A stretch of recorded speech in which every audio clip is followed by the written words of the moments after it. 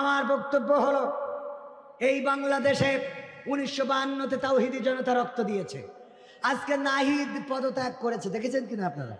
নাহিদ ইসলাম পদত্যাগ করেছে।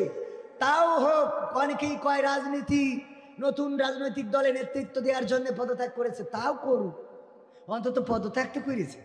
আমাদের দেশে পদত্যাগ করার সংস্কৃতি চালু নেই, ঠিক না বেঠিক? পদত্যাগ, ওর যদি মারিয়েও ফেলে ও মরি যেতে শিকার, কিন্তু পদত্যাগ করতে না। তো আমাদের নাহিদ তো অন্তত পদত্যাগ করে মন্ত্রিত্ব ছেড়ে রাজপথে এসেছে। রাজপথে আসলে জেল জুলুম আছে না নাই? ওয়েলকাম জানাচ্ছি, স্বাগতম জানাচ্ছি যে নাহিদ ইসলাম মন্ত্রিত্বের পদ পদবি ছেড়ে সাধারণ মানুষের কাতারে এসে দাঁড়িয়েছে। সে নিজের রাষ্ট্রের গাড়িগুলো ছেড়ে, পতাকাওয়ালা গাড়ি ছেড়ে সাধারণ গাড়িতে উঠেছে, জনগণের কাতারে দাঁড়িয়েছে। আমরা প্রত্যাশা করি নাহিদ ইসলাম এই বাংলাদেশে আন্দোলনের সময় যেমন নেতৃত্ব দিয়েছে, সুন্দর সুখী সমৃদ্ধশালী একটি বাংলাদেশ গড়ার জন্য নেতৃত্ব দিক। বলেন ঠিক কিনা? কিন্তু যদি দুর্নীতিগ্রস্ত হয়ে পড়ে, যদি দাদাদের কাছে মাথা নত করে ফেলে, তাহলে এমন আন্দোলন, এমন বৈষম্য বিরোধী ছাত্র সংগঠনও আমরা বাংলাদেশে রাখতে চাইব। আমাদের বক্তব্য স্পষ্ট, যারা দেশের পক্ষে, ইসলামের পক্ষে, কোরআনের পক্ষে, আমরা তাদের পক্ষে, ঠিক না বেঠে? হয় না? আর যারা 16টা বছর বাড়াবাড়ি করেছেন তাদেরও বলি, চায়ের দোকানে বিড়িতে নিয়ে কথা বললেন না, চুপ থাকে। কারণ আপনাদের এখন শাস্তি হইল চুপ থাকা, কারণ আগে বড় বড় কথা বলেছেন, পালাবো না, ঠিক না বেঠে?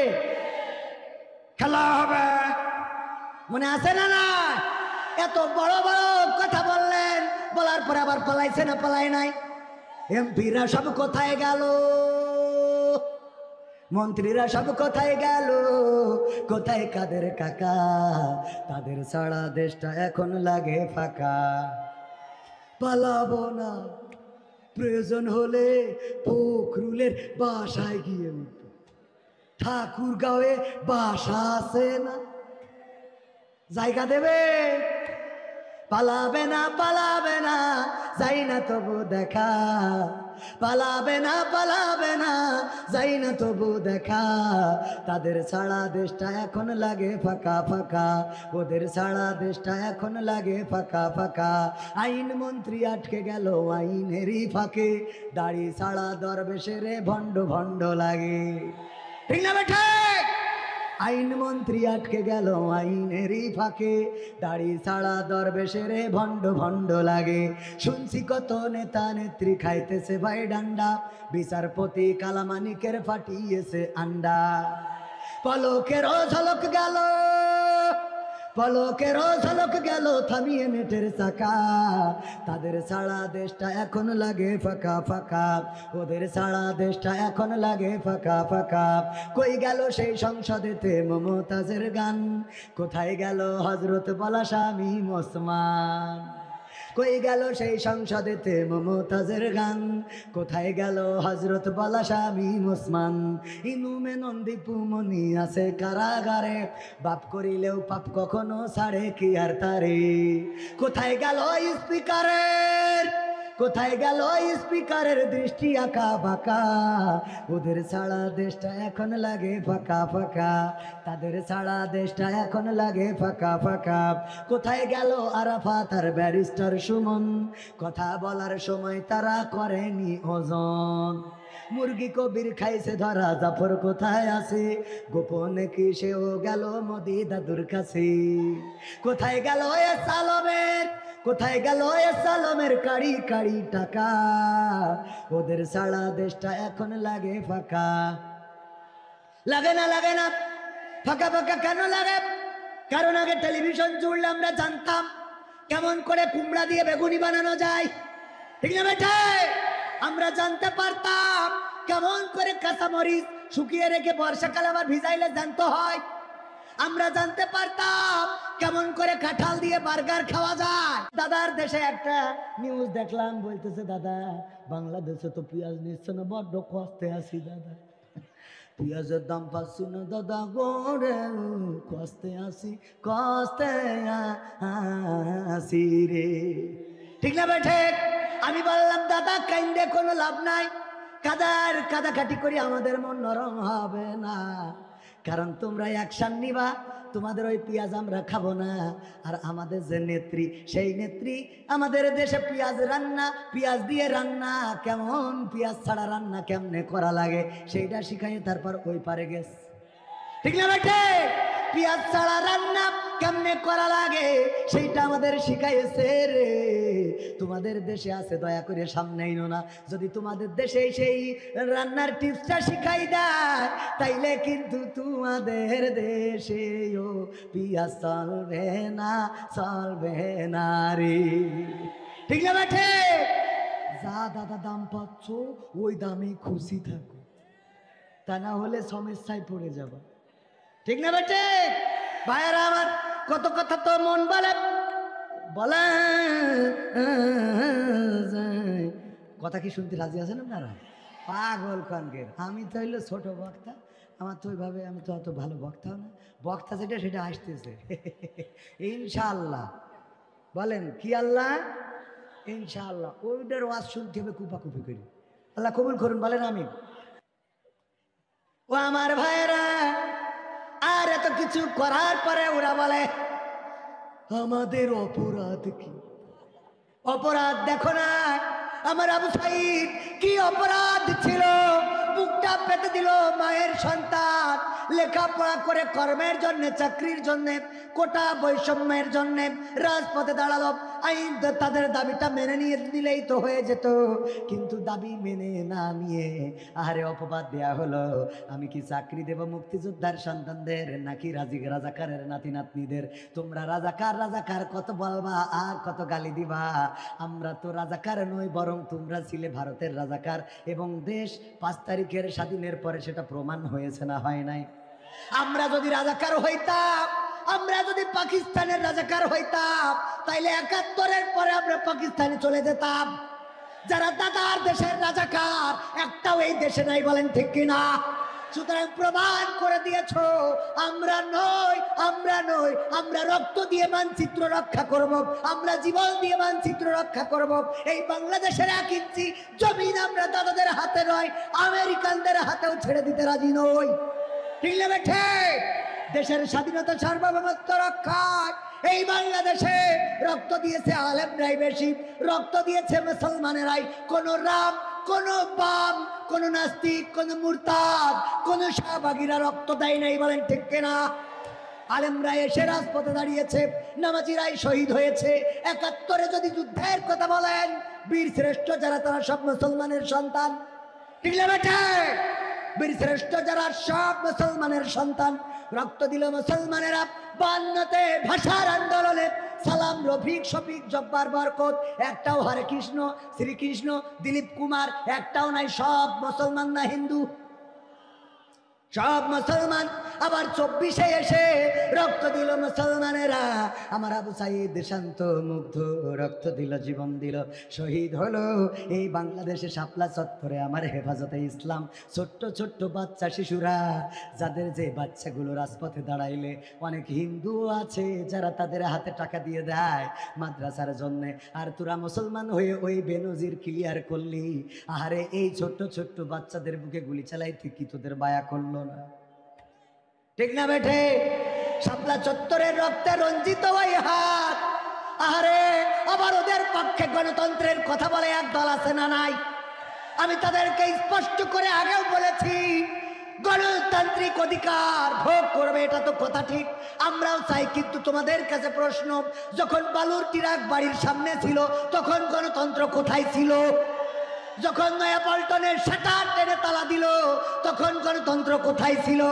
যখন নেত্রীকে ওই নাইকো দুর্নীতি মামলায়, মাত্র 2 কোটি টাকার মামলায় জেলে দিল, রিমান্ডে নিল, অসুস্থ মানুষ চিকিৎসাও হইতে দিল না, তখন তোমাদের গণতন্ত্র কোথায় ছিল?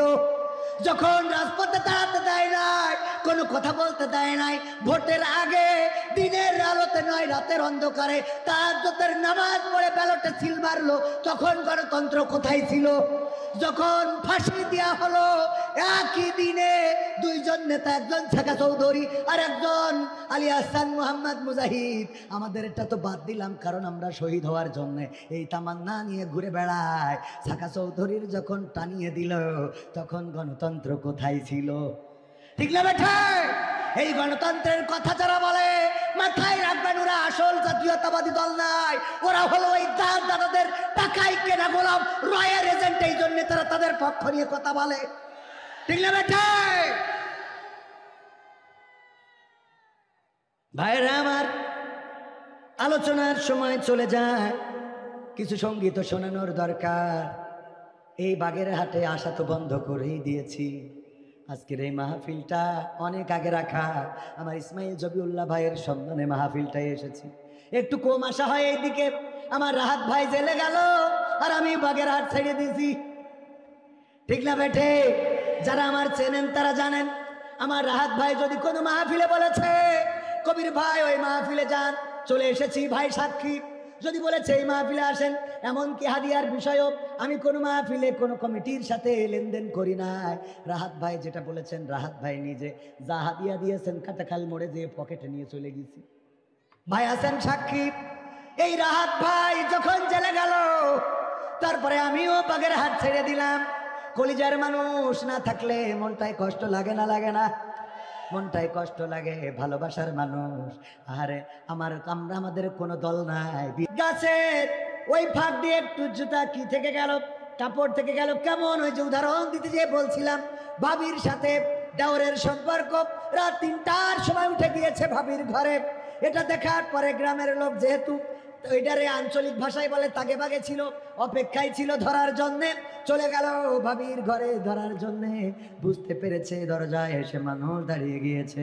এটা জানার পরে পিছনের দরজা অথবা বেড়া অথবা যাই থাকুক, ওই পাশ দিয়ে বের হয়ে চলে এসেছে নিজের ঘরে। এসে যায় নামাজ বিছিয়ে, নামাজে তাহাজ্জুদের নামাজে সিজদায় পড়ে আছে। কে? দেবর। কে? দেবর নামাজে পড়ে আছে। ওরা বুঝলো যেহেতু পিছন দিয়ে বের হয়েছে, তাইলে নিজের ঘরে যাইতে পারে। ঢুকলো তার ঘরে, দেখে সিজদায় পড়ে আছে, টেনে তুললো। কি খবর? কয় আমি সিজদায় আছি, চতুর্থ আসমানে পৌঁছে গেছি। টানো কেন? কয় টানি, কাজ আছে, কথা শুনতে হবে। নারায়ে তাকবীর, লিল্লাহে তাকবীর।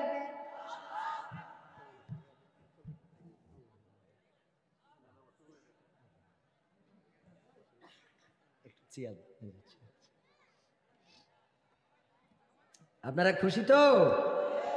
রাহাত ভাইয়ের আগমন মাহফিলের পক্ষ থেকে লিল্লাহি তাকবীর, নারায়ে তাকবীর। ওগো আমার ভাইয়েরা, তাইলে কি হলো? তাহাজ্জুদের বিছানায় যাই নামাজে টেনে তুলে বলল, গোঠো একটু কথা আছে। কয় আমি তো সিজদায় পড়ি, চতুর্থ আসমানে পৌঁছে গেছি। টানো কেন? কয় টানলাম এই জন্য তোমার সাথে কথা আছে। কয় নামাজের সময় ডিস্টার্ব করতে নাই, আল্লাহর সাথে ধ্যানে মগ্ন। কয় ধ্যানে মগ্ন, ভালো কথা, তুই তো পরহেজগার, পীর ওলিয়া উলিয়া ওলিয়া উলিয়ার পর্যায়ে পৌঁছে গেছিস, এতে আমাদের কোনো সন্দেহ নাই। কিন্তু তোর জুতো জোড়াটা ভাবির খাটের নিচেই কেন? কথা কি বোঝা গেছে? নিদর্শন কিছু রেখে যায়। পাপ যখন পূর্ণ হয়ে যায়, নিদর্শন রাখে না? রাখে না? তখন মনে করে দাড়ি কাটলে মনে হয় রক্ষা হবে। দেখেছেন না? দেখেন না? মনে করে দাড়ি কাটলে রক্ষা হবে। আর কালামানিক মনে করলো দাড়ি রাখলে মনে হয় রক্ষা হবে। একটা কাটে আর একটা রাখে। ঠিক না বেঠে? কিন্তু আল্লাহ যখন রক্ষা করতে চান না, তখন এমন কিছু হয়ে যায় যে নৌকায়, যেই নৌকা নূহ নবীর কিস্তি 16টা বছর রক্ষা করেছে, সেই নৌকায় উঠে আবার ধর্মের বাবা ধরা খেয়েছে না? খায় নাই? খেয়েছে। নৌকা পার হইতে গেল, আমার কালামানিক্কা বিসি পর্যন্ত হারাইছে না? হারায় নাই? সব হারালো। ওগো আমার ভাইয়েরা, এই জন্য মাথায় রাখতে হবে, আল্লাহ রাব্বুল আলামিনের কাছে যদি মাথা নত না করেন, আল্লাহ রাব্বুল আলামিন বেইজ্জতি করতেও পারেন, আবার ইজ্জতও দিতে পারে না? পারে না? ইজ্জত দেওয়ার মালিক কে? আল্লামা সাইদির বাড়িতে কোনোদিন বুলডোজার চলেছে? আল্লামা সাইদি কবরে শুয়েছেন, এই মানুষটার 13টা বছর কারাগারে রাখলো। এই 13টা বছরের মধ্যে মুক্তি দিল না। মানসিক নির্যাতন করেছে, পরিবারের সাথে ভালো করে কথা বলতে দেয় নাই, দেখা করতে দেয় নাই, পরিবারের কাছে মন খুলে কথা বলতে দেয় নাই। এমনকি 13টা বছর পরে মানুষটারে আবার নিয়ে গেল জেলখানা থেকে হাসপাতালে, ইনজেকশন পুশ করলো, শহীদ করে দিল। তারপরে কি করলো ভাইরা আমার, এরপরে এই মানুষটারে শহীদ করেই ক্ষান্ত হয় নাই। 2টা সন্তান, কলিজার টুকরা সন্তানেরা যে হাসপাতালে অপেক্ষমান, একটু বাবার সাথে কথা বলতে চায়, অসুস্থ, হাসপাতালে নিয়ে আসা হয়েছে, এই মানুষটার সাথে দেখাও করতে দিল না, কথাও বলতে দিল না, আপনজনদের সাথে একটু মনের কথাটাও বলে যেতে পারলো না। ফাঁসির কাস্টে যারা ঝুলেছে তাদের তো অন্তত সুযোগ দেওয়া হয়েছে পরিবারের সাথে দেখা করার জন্য, দিয়েছে না দেয় নাই? পরিবারের সাথে দেখা করার সুযোগ দেওয়া হয়েছে। 1 ঘন্টা 2টা ঘন্টা পরিবারের সাথে মনের কথাগুলো বলেছেন। আল্লামা মতিউর রহমান নিজামী রাহিমাহুল্লাহ তিনি সন্তানদেরকে বলেছিলেন, ওগো কলিজার টুকরারা বলো, আমি ফাঁসির কাস্টে কি আমার লুঙ্গি পরে যাব নাকি পায়জামা পরে যাব? কে যাবে সাথিয়ায় আমার দাফন করার জন্য? কে যাবে? তোমাদের মাকে সাথে নিয়ে যেও না, এই পথ ক্লান্ত হয়ে পড়বে, অসুস্থ হয়ে পড়বে। মনের কথাগুলো বলার সুযোগ পেয়েছেন। আর আমাদের কোরআনের পাখি আল্লামা দিলওয়ার হুসাইন সাঈদীকে এমন সুযোগটাও দেয়া হয় নাই, বলেন ঠিক কিনা? এখানেই শেষ নয়, আমি হাদিসে পড়েছি, আপনারাও জানেন, বিশ্বনবী বলেছেন মৃত্যুর পরে ওই ব্যক্তি, মরা মানুষটা তার পরিবারের পরে হক রেখে যায় কয়টা? 4টা। কয়টা? 1 নম্বর হক হলো, যেই মানুষটা মারা যাবে, আমার রাহাত ভাই যদি ইন্তেকাল করেন, পরিবারের পরে তার 4টা হক থাকবে। মনে থাকবে কথাটা? 4টা হক থাকবে। 1 নম্বর হক হলো ওই মানুষটা মারা যাওয়ার পরে খুব দ্রুত, অতি তাড়াতাড়ি তার দাফন কাফনের ব্যবস্থা করা। 2 নম্বর হক হলো তার যদি কোনো ওসিয়ত থাকে সেটা পূরণ করা। 3 নম্বর হক হলো যদি তার কোনো ঋণ থাকে পরিশোধ করা। আর 4 নম্বর হক হলো তার রেখে যাওয়া ধন সম্পত্তি সুন্দর করে বন্টন করে দেওয়া। এই 4টা হক রেখে যায়, তার মানে দাফন কাফনের পরে 2য় নম্বর হক হলো কি করা? ওসিয়ত পালন। ওসিয়ত। এই সরকার দাফন কাফনটাও ঠিক মতো করতে দেয় নাই, বলেন ঠিক কিনা? দাফন কাফন করতে দিল না। 2 নম্বর হক ছিল তার কি করা? ওসিয়ত মোতাবেক খুলনার ওই যে সিদ্দিকে আলিয়া মাদ্রাসায় তার কবরস্থ করা, সেই কবরটাতেও ঘুমাতে দিল না, সেখানে কবর দিতে দিল না। এমনকি তার গায়েবানা জানাজা পড়তে গেল, গুলি করা হলো, শহীদ করা হলো। আমরা যারা এসেছি আমাদের গাড়িতে আক্রমণ করা হলো, রক্তাক্ত করা হলো আমাদের ভাইদেরকে, গাড়িগুলো ভেঙে গুড়িয়ে দেওয়া হলো।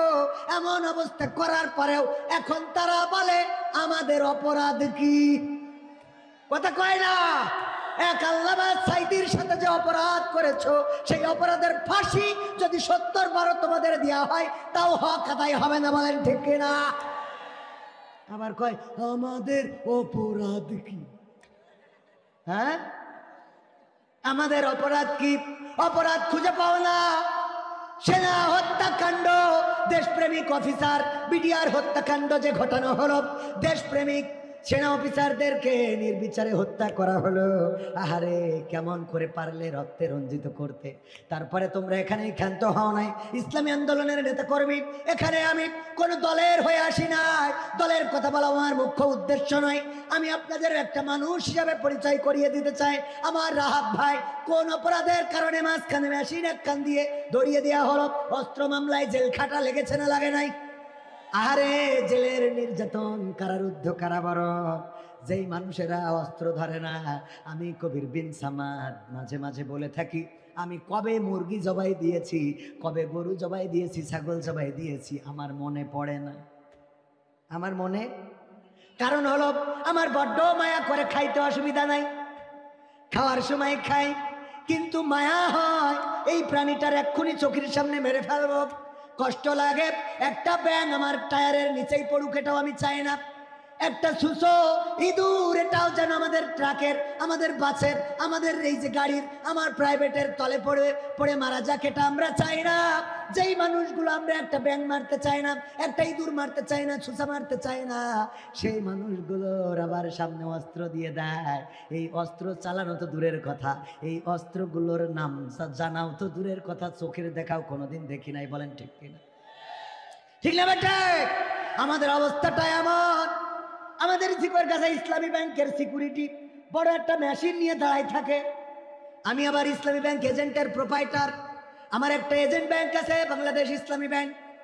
5 তারিখের আগে মানুষ টাকা রাখতে চাইতো না, এরপরে রাখছে। আমার ভাইরা, এই ব্যাংকের প্রোপাইটার হওয়ার কারণে, এজেন্ট ব্যাংকের প্রোপাইটার হওয়ার কারণে মাঝে মাঝে ব্যাংকে যেতে হয়। জরুরি প্রয়োজনে মেশিন নিয়ে একটা দাঁড়ায় থাকে গেটের কাছে। আমি বললাম, এই মেশিন কি নিয়ে দাঁড়ায় থাকেন না, মাঝে মাঝে একটু ফায়ার মায়ার দিয়েছেন, মাঝে মাঝে একটু দিছেন না, এমনি ধরে দাঁড়ায় থাকে। বলতেছে আমার পাশে থাকা এক অফিসার আরিফ স্যার বলতেছে, ভাই উনারে আপনি এই কথা জিগায়েন না কেন? কয় ওর ট্রেনিং এ পাঠানো হয়েছিল, ট্রেনিং করার জন্য ওই মেশিন ধরে একটু গুলি করতে হবে। ও মেশিন ধরে বলেছে 1 2 3 যখন বলবো ফায়ার দিবা, ও ফায়ার দিয়ে নিজে বেহুশ, ফায়ার দিয়ে ও উল্টে পড়িয়ে নিজে বেহুশ হয়েছিল। তো এই হলো আমাদের অবস্থা। আমাদের যদি ফায়ার করতে পারে লোক মারা, কি আমরাই আগে নেটওয়ার্কের বাইরে চলে যাব? কথা কয় না। আর আমাদের নামে দেয় হত্যা মামলা। আমরা যারা বউরে মারতে গেলেও মায়া করে।